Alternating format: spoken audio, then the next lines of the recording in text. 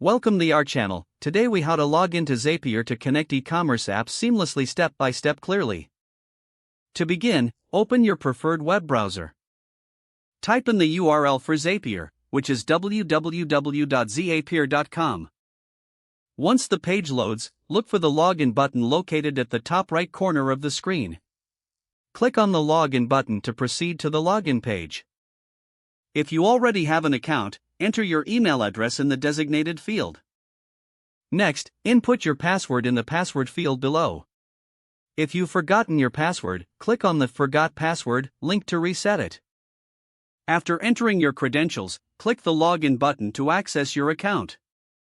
If you've enabled two-factor authentication, follow the prompts to verify your identity. Once logged in, you'll be taken to your Zapier dashboard. To connect your e-commerce apps, navigate to the Make a Zap button. Click on it to start creating a new workflow. Select the trigger app from the available options. Follow the prompts to choose an event that will initiate your workflow. Next, connect your account for the selected trigger app by following the authentication steps. After connecting, you'll be asked to set up the trigger options. Once complete, click Continue to move to the next step. Now, select an action app that you want to connect with.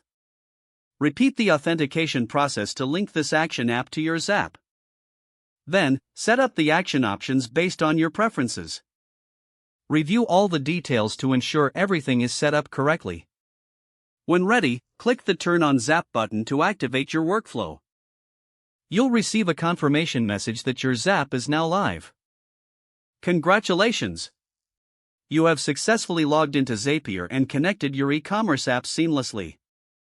If the page does not load, refresh the browser or try again in a private or incognito window. Make sure you are using the correct email address, then retype it carefully to avoid small typos. If your password is not accepted, use the reset option and create a new strong password you can remember. Don't forget to like this video and subscribe to our channel for more step-by-step tech guides.